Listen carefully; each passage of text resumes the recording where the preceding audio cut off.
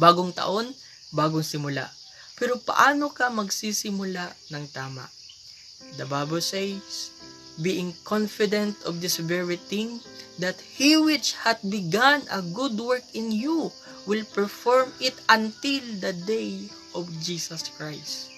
Hindi ikaw ang nagsimula na pinakamahalagang gawa sa buhay mo. Ang Diyos ang nagsimula niyan. Ang commitment ng Diyos, hindi lang hanggang start line. Nagsimula siya ng magandang gawa sa iyo at tatapusin niya yan. Huwag kang mapagod sa process. Huwag mong sukating ang tagumpay sa bilis. Ang focus mo ay ang faithfulness niya, hindi ang perfect outcome mo.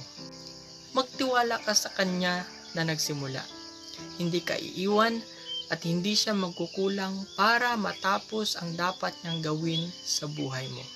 Start strong today, knowing that the one who began the work will complete it. Trust the process. This is 1 minute of faith for real life. To God be all the glory.